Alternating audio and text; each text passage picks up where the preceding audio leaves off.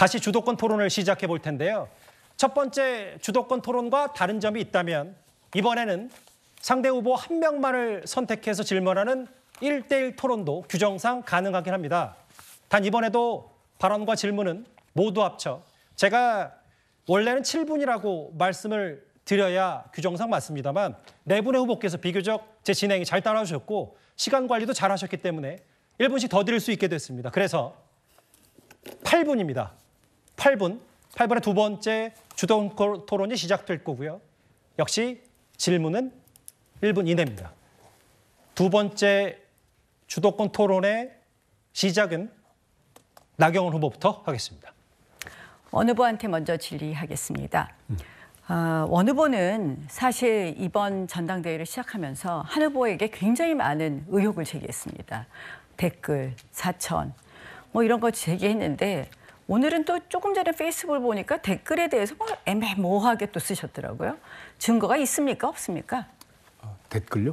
댓글 사천 두 가지, 세 가지 제기하셨죠. 한 후보한테 그게 사실이라면 사퇴하라고.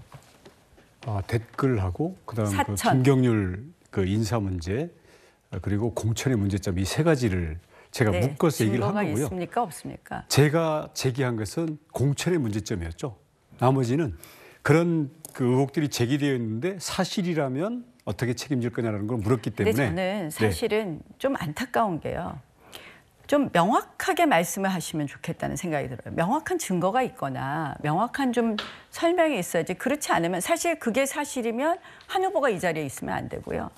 그게 또 그러한 합당한 의혹 제기가 있으면 조금 더 설명이 있어야 된다. 제기하시고 그다음 설명이 좀 부족하다. 그러니까 계속해서 더 논란만 키우는 것 아닌가 이런 생각을 합니다. 그래서 지금이라도 조금 더 설명하실 게 있으면 설명을 지금 대답을 하라는 게 아니라 설명을 좀 하시면 좋겠다는 말씀을 드립니다. 검증은 우리 내부 경선에서 필수고요. 정치인의 운명입니다. 검증이 필수라는 건 아는데. 그래서 검증 차원에서 제기할 수 있는 의혹이 과연 어느 정도 증거를 가져야 되느냐. 우리는 수사기관이 아니죠. 그래서 충분히 그거를 본인의 답변을 드려야 될 그런 문제가 있다고 한다면 제가 열고 들어도 원 후보가 이제 그동안 이렇게 하시는 게 좀 거칠었다. 그러면 지금이라도 좀 더 소상히 설명할 게 있다면 소상히 설명해야지 그런 식의 의혹 제기는 조금 전당대회에 바람직하지 않았다는 부분을 분명히 지적합니다. 공방이 지나치게 격하게 진행된 부분들은 사실은 짚어볼 부분이 있다고 생각합니다. 자, 한 후보. 아까 댓글 의혹에 대해서 본인은 고소하지 않겠다 이렇게 얘기를 하십니다. 잘못 들었습니다. 뭐라고? 댓글 의혹에 대해서 왜 고소 안 하냐고 했더니 뭐 원 후보도 고소 안 하고 우리 전당대회에서 나온 경우인데 뭐 고소를 안 하겠다고 말씀하셨죠. 아까 질문에. 정확하게 말씀드리면 저한테 문제 제기를 하는 분들이 제가 댓글을 지시했다는 말은 또 안 하십니다. 아니 근데 지금 내용이 그러니까 말씀을 보세요.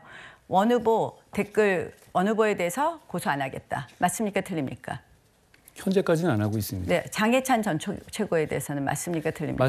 말씀드린 것처럼 그분은 제가 뭘 했다는 얘기를 안 합니다. 저는 그렇게 안 들렸습니다. 아니요, 잘못 이해하신 거고요. 저는 그렇게 안 들렸습니다. 잘못 이해하신 겁니다. 자, 뭐 그거는 국민들께서 판단하실 거라고 생각합니다. 그러나 어쨌든 제가 드리는 말씀은 그 댓글에 대해서 저는 여태까지 한 번도 같이 의혹 제기를 하거나 하지는 않았지만 민주당에서 이 부분에 대해서 특검을 하겠다고 하니 특검에 추가하겠다고 하니까 그냥 이렇게 가볍게 보시지는 말고 제대로 대응을 할 준비를 하셔라라는 말씀을 하고요. 정치가 좀 그렇습니다. 그러니까 준비하시라는 말씀을 드리고 제가 이번에 이렇게 댓글 이런 걸 보면서 사실 어제의 물리적 충돌은 너무 극렬했어요. 저희 당에서 한 번도 보지도 못했던 거예요. 근데 그 근원은 무엇인가 보면 지금 출마할 때가 아닌 한 후보가 출마를 하고 또 거기에 따라서 또 원 후보가 출마를 하면서 이 일종의 아직 이르다면 너무 이른 일종의 대권을 향한 서로의 충돌이 있지 않나. 그러다 보니 죽자고 충돌을 하다 보니 우리 당에서 정말 볼 수 없었던 장면이 나왔습니다. 특히 또 그 두 후보 간의 충돌뿐만 아니라 이번 전당대회에서 굉장히 낯선 풍경이 많았는데요. 이제 주로 한 후보 지지자들이 조금 더 그동안 우리 당에서 볼 수 없는 낯선 풍경을 좀 보여줬습니다. 뭐 야유를 하거나 뭐 여러 가지 손동작을 하거나 그런 게 있었는데요. 저는 이런 말씀을 좀 드리고 싶어요. 사실 댓글도 마찬가지인데 이 팬덤 정치라는 것이 매우 좋은 긍정적인 측면도 있지만 이러한 팬덤 정치가 지나칠 경우에는 상당히 우리 정치에도 해악이 될 수 있다. 한동훈 후보 개인에게뿐만 아니라 이런 부분에 대해서 좀 자제시킬 그런 의향이 없나 하는 것을 좀 여쭙고 싶습니다. 저는 그 말씀 드리고 싶습니다. 어제 상황은 정말 잘못된 것이고요. 그리고 제가 의도적으로 계획적으로 연설에 방해를 받는 상황이었거든요. 제가 이 연설을 하면서 제가 그 상황을 자제시켰다는 그 장면을 기억해 주시기 바라고요. 다만 지지자들의 자발적인 지지를 하더라도 서로 과열되면 안 된다고 생각합니다. 다만 그 지지자들의 자발적인 지지를 정치인이 직접 나서서 이래라 저래라 한다? 저는 그런 식의 팬덤을 갖고 있지 않습니다. 그거는 정말 매우 위험하다고 생각을 합니다. 모든 게 위험하시네요. 자, 지금 한동훈 후보의 그 지지자들이 일종의 뭐 문자 폭탄을 한다든지 이런 부분을 넘어서 자, 댓글 같은 것에 대해서 저는 사실상은 좀 자제시켜야 되는 것이 지도자의 책임이라고 생각을 하는데요. 딱 그 말씀하시는 순간 문재인 대통령의 댓글은 양념이다라는 말이 생각이 납니다. 또 이재명 대표도 댓글도 일종의 놀이라고 했는데 이제 와서 다들 뭐라고 합니까? 이러한 팬덤 정치의 폐해에 대해서 본인들도 스스로 인정하고 있습니다. 이재명 대표 최근에 입장이 바뀐 거 잘 알고 있을 겁니다. 제가 왜 이 말씀을 드리면 댓글에 대해서 자발적으로 한 것을 내가 어쩌라고 이렇게 말씀하신데 저는 그거는 지도자로서는 상당히 무책임한 태도이다라고 생각을 하고요. 한번 팬덤 정치에 대해서 다시 한번 생각해 주실 것을 부탁드립니다. 그다음 두 번째 시스템에 거기에 대해서는 뭐 제가 권고하는 내용이고요. 시스템 우리 한동훈 후보 제일 좋아하시는 게 시스템이에요. 근데 공천 과정에서 과연 시스템이 작동했느냐 보면 한 두 가지 실수를 하셨어요. 한 번은 인천시당에 가서 원희룡 후보를 출마시킨다고 하셨어요. 그다음 두 번째는 서울시당 신년인사회에서 김경률 후보가 4월 달에 출마할 거라고 했습니다. 그때 보니까 공천심사위원회하고도 얘기가 안 된 거고 사실은 그 지역에 있었던 위원장하고도 이야기가 안 된 거였습니다. 질문이 필요한 시점인데요. 시스템 공천 맞습니까? 당시 그 상황에 대해서 옆에 앉으셨던 나경원 의원님도 잘했다라고 옆에서 저한테 말씀하신 기억이 납니다. 제가 지금 말씀드리는 것은 분명히 그 시스템을 저는 그 당시에 공천심사위원회랑 이야기를 했는지 위원장이랑 이야기를 했는지를 모르는 상황이었고 김경률 비대위원도 그 당시 이제 마리 앙뚜아네트라는 발언을 하기 전이었습니다. 김경률 위원도 그래 우리 당에 영입하면 좋겠다는 거에 동의를 한 것이고요. 제가 질문한 것은 그 당시 공천심사위원회와 이야기를 했었냐 또는 아니면 그 당시 위원장들하고 이야기를 했었냐. 그게 시스템 공천이었습니까? 당시에 저희는 이 분위기 반전이 필요한 상황이었죠. 그런 상황에서 원희룡 후보나 이런 분들을 전략적으로 저희가 어떤 특정 지역을 통해서 싸워보겠다라고 공표하는 것이 필요한 상황이었고요. 내부적인 충분한 논의를 한 상황이었다라고 말씀드립니다. 그 상황을 나경원 후보님도께도 옆에 설명드렸던 걸로 기억합니다. 정리를 할까요? 왜냐하면 나경원 후보께서 뭐 유감스럽게도 제가 질문을 좀 빨리 들었으면 좋겠다는 두 번의 약간의 주의를 줬기 때문에 제가 한동훈 후보에게 10초 정도의 발언 기회를 드렸다는 점, 뭐 나 후보께서도 충분히 이해하실 거라고 생각이 듭니다. 두 번째 주도권 토론의 다음 순서는 이번에는 원희룡 후보가 주도권을 쥐게 됩니다.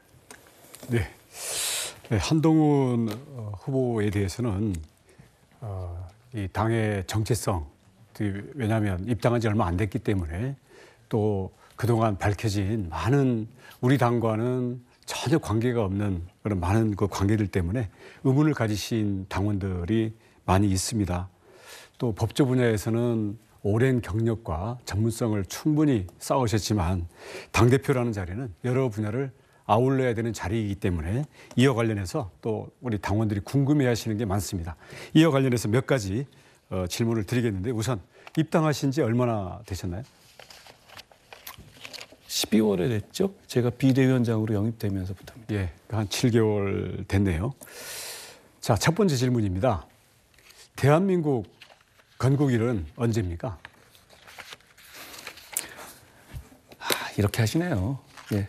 저는 대한민국이 우리 재헌의회가 출범하면서 건국됐다고 생각합니다.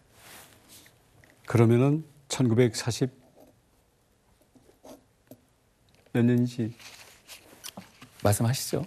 예, 저는 이런 식의 아니 뭐 제가 퀴즈를 내려는 건 전혀 아닙니다. 퀴즈를 내고 계시잖아요. 예. 퀴즈를 내려는 뜻은 아니고요. 예. 저는 그 재헌국회로 대한민국 건국의 시점을 잡아주신 것에 대해서 감사드립니다. 그러니까 그 점에 대해서는 많은 당원들이 동의를 하실 거라고 보고요. 다음 두 번째 질문입니다. 사회적으로 좀 뜨거운 이슈일 수 있는데요. 동성혼 합법화 어떻게 생각하십니까? 저는 이 차별은 있어서는 안 된다고 생각해요. 다만 법제로서 어떤 제도를 가족 제도를 편입시키는 것은 여러 가지 권리 의무를 복잡하게 만들고 기존의 관계에 영향을 미칩니다. 저는 현 단계에서는 동성혼은 법제화해서는 안 된다는 입장입니다. 그러면 어느 단계에서는 할 수 있다는 겁니까? 세상은 변하고 세상의 단계에 있어서는 예전에도 미국도 안 그러다 인용됐죠. 이건 어떤 철학의 문제가 아니라 제도의 문제입니다. 현 단계에서는 할 수 없다 해서는 안 된다는 입장을 분명히 해둡니다. 예, 좋습니다. 저는 단호히 반대합니다. 왜냐하면 그 동성혼이라는 것은 가족제도 이전에 저는 우리 인간의 질서의 문제라고 생각하기 때문에 그렇습니다. 자, 세 번째 질문 드리겠습니다. 자, 차별금지법 어떻게 생각하십니까? 차별금지법은 4개 정도가 나와 있거든요. 지금 차별금지법에 대해서 기본적으로 민주국가가 차별을 금지해야 된다는 것은 누구나 동의할 겁니다. 그렇지만 그 규정을 보면 인권 이외에 과도한 권한을 인정하고 있고 권리 의무를 부과하고 있고 형사처벌 규정을 만들고 있습니다. 그 법은 현재로서 통과돼서는 안 됩니다. 예, 그 차별금지법에 보면은 특히 예를 들어서 동성애에 대한 비판적인 발언을 하면 그게 바로 차별 행위로 간주되어서 금지되고 또 제재를 받는 그런 조항들이 되어 있는데요. 이런 점에 대해서는 반대하시는 건가요? 제가 말씀드렸잖아요. 그게 권리 의무를 부과시키고 과태료라든가 형사처벌로 이어지는 관계가 된다면 안 된다라는 겁니다. 형사처벌까지 아니고 그걸 민사 손해배상할 수 있게 되는 건 찬성하십니까? 민사 손해배상도 그것도 맞지 않습니다. 왜냐하면 그 과정에서 그 기관이라든가 회사 같은 데다 의무를 부과하거든요. 지금 우리는 그래서는 안 된다고 생각합니다. 다만 차별을 금지해야 된다. 예를 들어서 어떤 성적 지향 때문에 차별을 받고 공격받는 것을 막아야 한다. 그건 당연히 국가가 해야 할 일입니다. 예, 저는 이 차별금지법에 있는 뭐 동성애든 또 여러 가지 이유에 대해서 비판하는 그러한 자유를 차별행위라는 이유로 금지시키는 것은 우리 자유민주주의의 아주 기본인 표현의 자유를 근본적으로 침해하는 것이기 때문에 이런 법은 절대로 통과돼서는 안 된다고 생각합니다. 다음 질문 드리겠습니다. 이 초등학생들이 시험을 보는 것에 대해서 어떻게 생각하십니까? 시험 보는 것 자체는 교육의 방편이라고 생각합니다. 그걸 인류적으로 금지할 문제는 아니라고 생각해요. 네, 지금 초등학생들이 시험을 안 보고 있는 건 알고 계시죠? 예. 어떤 문제가 있나요? 학력이라는 것이 아무래도 자유를 완전히 부과하는 건 좋은데요. 학력이라는 것이 특히 어릴 때는 여러 가지 이 반복 학습이라든가 이런 그 동기부여를 좀 해줄 필요가 있다고 생각해요. 다만 시험을 안 보는 이 제도 자체도 여러 가지 고민 끝에 나온 겁니다. 잘 조화롭게 해석해야 한다고 생각합니다. 예전처럼 시험을 계속 몇 달 만에 한 번씩 보고 이 시스템으로 돌아가자는 뜻은 원 후보님도 아니실 것 같아요. 지금 초등학교에서 시험을 안 보기 때문에 부모들이 자녀의 과연 어떤지를 학습 상태가 어떤지를 알 수가 없습니다. 그러다 보니까 시험을 봐주는 학원으로 또는 국제학교 이런 경우로 오히려 부담이 가고 있다. 그래서 앞으로는 시험을 여러 가지 AI 튜터 같은 것도 활용할 수 있고 하니까 이런 점들에 대해서는 우리 부모들의 그 경쟁을 없앰으로써 그냥 스트레스를 안 준다. 이러한 소극적이고 사회주의적인 방식이 아니라 각 개인의 상태를 정확히 평가하면서 개인들이 선택할 수 있도록 그 기반을 제공해 주는 것이 오히려 더 공정한 것이라는 점에서 저는 필요하다고 생각합니다. 시험을 개인이 선택하게 한다는 얘기인가요? 제 질문입니다. 탈세계화 아실 텐데요. 우리나라의 대응은 어때야 된다고 생각하십니까? 세계화에 대해서는 여러 가지 관점이 있을 수 있습니다. 하나의 관점으로 탈세계화에 찬성해야 된다, 반대해야 된다 이렇게 얘기할 문제는 아니라고 생각해요. 너무 질문 자체가 일도양단식인 것 같아요. 자, 그러면 저는 뭐 그런 챗 GPT와 같은 대답을 바라는 건 아니고요. 이와 관련해서 구체적으로 몇 개 찝어보겠습니다. 자, 탈세계에 대한 세계화에 대한 대응과 관련해서 한국과 일본 간의 FTA 해야 됩니까? 안 해야 됩니까?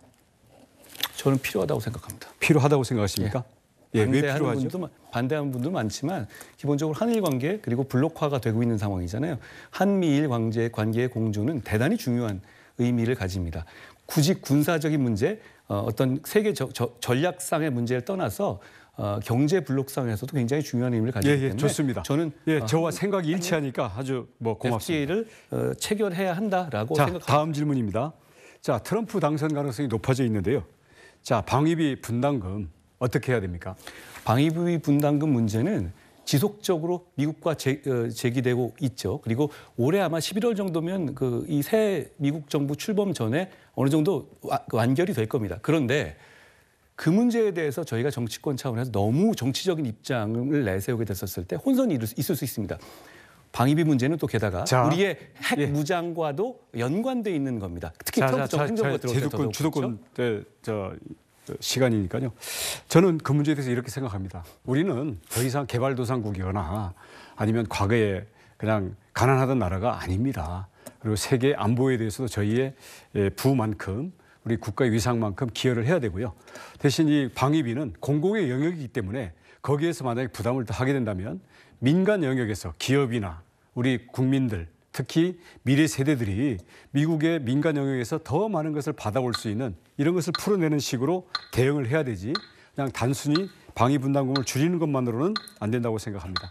아무튼 여러 가지 점에서 게다가 독일 같은 주로 트럼프 전 행정부는 독일이나 이런 유럽에 대해서 문제를 제기를 많이 하고 있죠. 일치되는 부분이 많아서 감사합니다.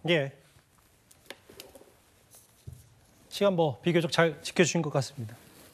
다음 주도권 토론은요. 오래 기다리셨습니다. 윤상현 후보입니다.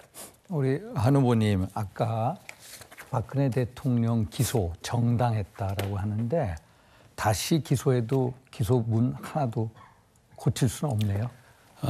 그 당시 상황에서 제가 모든 걸 담당하는 건 아니었습니다. 저는 중간 간부였던 것이고요. 제가 최종적으로 결정하는 상황은 아니었다는 점 말씀드립니다. 어떤 정책 편향 이런 것은 없었습니까? 정치적 편향을 가지고 접근한 것은 아니었습니다. 예를 들어서 좌파의 선동 용어, 예를 들어 국정농단이라든지 경제 공동체라든지 이런 단어가 이 기소문에 다 들어가 있어가지고. 경제 공동체란 말이 기소에 들어있지는 않을 겁니다. 그건 아마 언론에서 얘기한 걸 것이고요.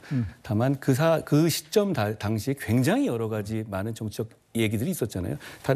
저 후보님은 반대하셨지만 후보는 탄핵에 찬성하셨거든요. 그러면 그때 나왔던 정치적 언어들은 굉장히 험했습니다. 그런데 사실 그것을 제가 기소 내용을 가지고 저한테 그렇게 박근혜 대통령 기소를 보면은 이 삼성물산 제일모직 합병건에 있어서 이재용 당시 부회장으로부터 묵시적인 청탁을 받고 그거에 대한 삼자 내불이 최서원한테 갔다.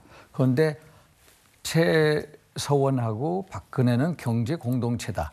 소위 말해서 세상에 어떻게 묵시적인 청탁이 있을 수 있느냐. 청탁하면 말로 하지. 그래서 난 세상에 이런 논리를 처음 봤는데 이런 거에 대해서 어떤 문제점이 있다고 생각해 보신 적 없어요? 대법원 판결에 따른 것이고 다 유죄 판결은 난사안이죠. 사면되고 했지만 저는 우리 국민들께서 우리 지지자들께서 특히 탄핵의 강을 어렵게 건너셨다고 생각합니다.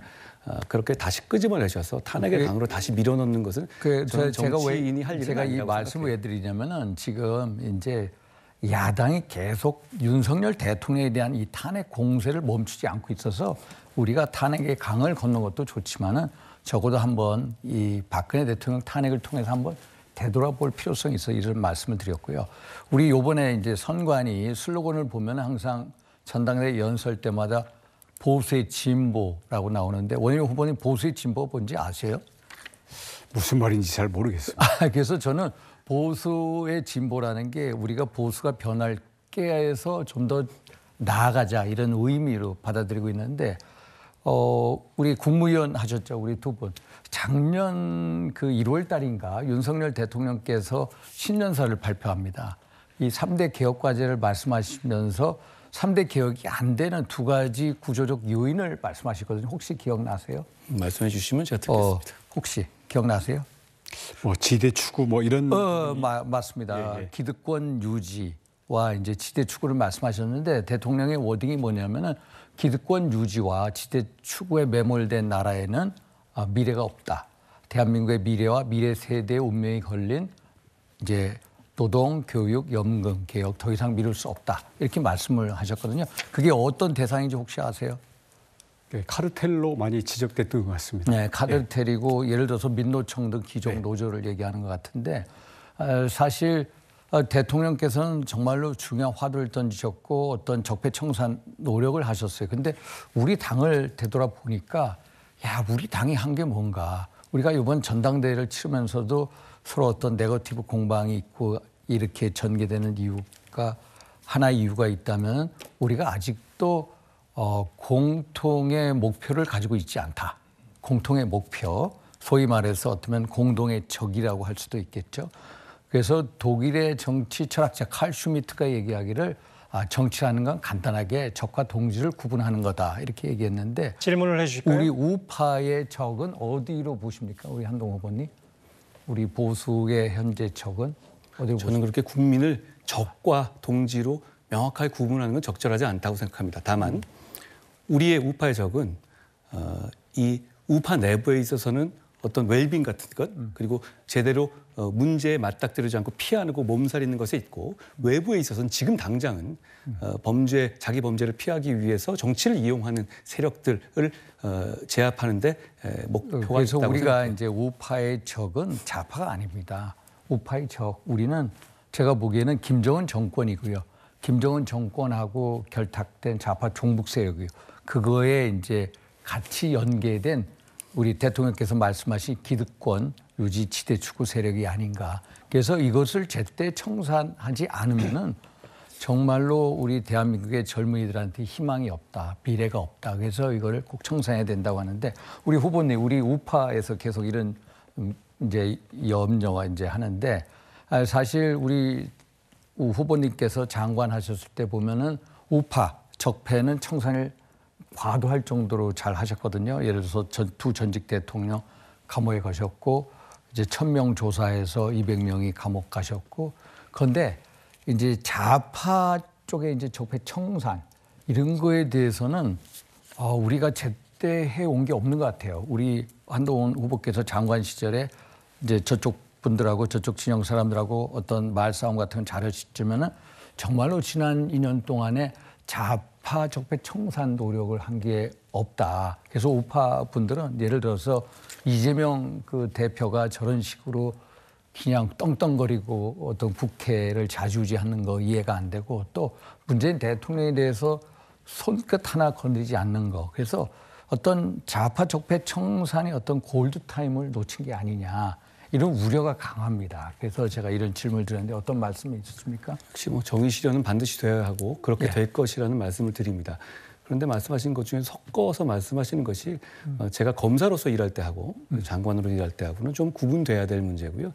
장관으로서는 구체적인 사건에 개입하거나 장관이 나서서 야당의 수사를 구체적으로 관여하게 되면 그건 큰 문제가 생기고 그건 우리 국정 철학에 맞지 않습니다. 다만 국민들께서 그런 기대를 갖고 계시고 정의가 실현돼야 한다는 기대를 갖고 계시다는 것을 잘 알고 있습니다.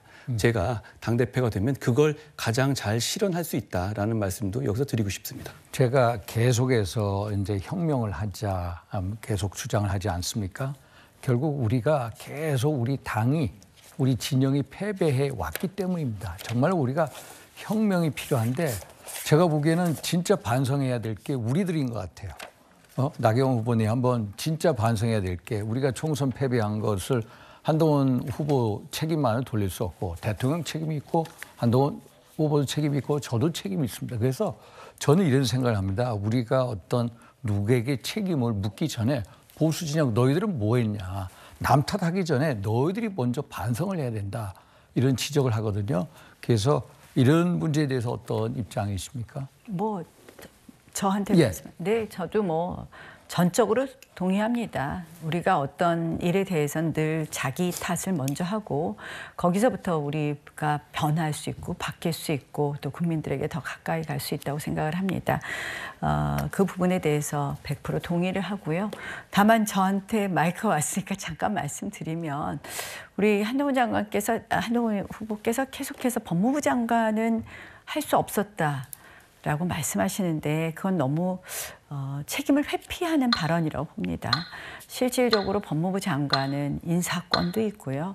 법무부 장관은 전체적인 사건을 총괄해서 보고받고 합니다. 그래서 이걸 본인 책임으로 생각하지 않는 것, 예. 거기에 대해서 많은 국민들이 아쉬워한다. 이렇게 말씀 다시 한번 드립니다. 그 시간은 다 지났지만 진행자 직권으로 아까 윤상현 후보께서 원 후보께 질문을 드렸는데 미처 답을 하지 못했기 때문에 원 후보께 10초 정도 시간을 드리겠습니다. 예, 우파의 적은 우리 내부의 비겁함과 과실만 따먹고 헌신하고 의리를 지키지 않는 얌체 정신에 있다고 생각합니다. 이거 극복하지 않으면 좌파에 앞으로 이길 수 없습니다. 예, 제가 추가로 10초 정도 원 후보께 답변 기회를 드렸고요. 이제 마지막으로 한동훈 후보가 주도권을 쥐게 됩니다. 시작할까요? 안녕하세요. 원 후보께서 헌신 말씀하셨는데 이 중에 불출마까지 한 사람은 저밖에 없다는 말씀을 드립니다. 나 후보께서 아까 좀 큰 틀에서 최저임금 말씀하셨는데 제가 뭐 준비한 건 아니지만 말씀하신 대화를 한번 저도 관심이 있었던 부분이라서 나누고 싶습니다. 업종별 최저임금 차등하는 것 찬성하십니까? 업종별 그리고 지역별 최저임금 구분 차등하는 거 찬성합니다. 네. 그러면 지금 저도 그건 찬성하는데요. 그리고 그건 업종별 같은 경우는 사실 지금도 가능하잖아요. 법적으로. 다만 지역별 차등은 법 개정이 필요하죠. 그걸 저희가 해내야 한다라는 말씀을 드립니다. 그런데 말씀하신 것 중에서 외국인에 대한 최저임금 차별 문제는 제가 법무장관으로 있을 때 굉장히 많이 연구를 했었거든요. 홍콩과 싱가포르, 대만 이런 쪽을 예를 드셨잖아요. 근데 아시다시피 홍콩의 경우는 ILO에서 차별금지 비준을 네. 안 했죠. 네, 그리고 잘 알고 싱가포르는 있습니다. 최저임금 제도가 없고요. 대만은 ILO의 미가입 분이죠. 그런 나라와 우리가 비교하기 좀 어려운 면이 있거든요. 그러니까 저희는 ILO 그냥 가입국이 아니라 차별금지 협약을 비준한 나라입니다. 네, 그렇죠? 잘 알고 그러면 있습니다. 이 상황에서 저희가 최저임금을 외국인하고 차별하는 법안을 만들었을 때 여러 가지 국제적인 문제가 생길 수 있고 그것이 게다가 그 상대국들이 우리 FTA를 맺은 상대국들이 네. 대부분 ILO 차별금지 그 비준국이기 때문에 이걸 극복하기가 대단히 어렵거든요. 자, 오해하지 않아주시면 좋겠습니다. 저도 이 차등을 두면 효과적일 것 같아요. 그런데 이걸 혹시 어떻게 극복하겠다는 것인지 그냥 구호를 말씀하시는 건지 보관이 있으신지를 좀 설명해 주시면 좋겠습니다. 상당히 고민이 되는 지점에 대해서 말씀을 하셨는데요. 첫 번째는 이제 외국인 그 최저임금에 대해서 구분 적용해야 되겠다고 제가 결심하고 이 부분을 정책적으로 추진하겠다는 것은 아시다시피 우리 노동력이 이제는 만성적으로 부족합니다. 외국인 근로자 도입 확대해야 되고요. 또 그것은 어떻게 보면 필수라고 봅니다. 또 더 관리도 철저히 해야 된다고 생각을 합니다. 아시다시피 이제 불법 체류자 굉장히 많고요. 그런데 이제 외국인 근로자의 경우에 아까 말씀드린 가사 보육 도움이라든지 또는 간병인이 앞으로 저출산 고령화 시대에 많이 요구될 것입니다. 이 부분에 대해서 주도권이니까 죄송한데요. 예. 그러니까 다 그건 알겠는데요. 이 부분에 대해서 아까 말씀드린 그러면 ILO 것처럼 비준 문제를 어떻게 해결할 그러니까 것인지. 이 부분에 대해서는 아까 말씀드린 것처럼 사적 개혁으로 할 수 있고요. 이제 그 두 번째 부분은 두 가지 방법이 있습니다. 아까 말씀드린 것처럼 지금 ILO 협약이 있고 우리가 차별금지 협약에도 가입을 했기 때문에 이것을 탈퇴하는 부분에 대해서는 굉장히 복잡한 부분이 있는데 여기에 대한 검토를 진행하는 방법이 있고요.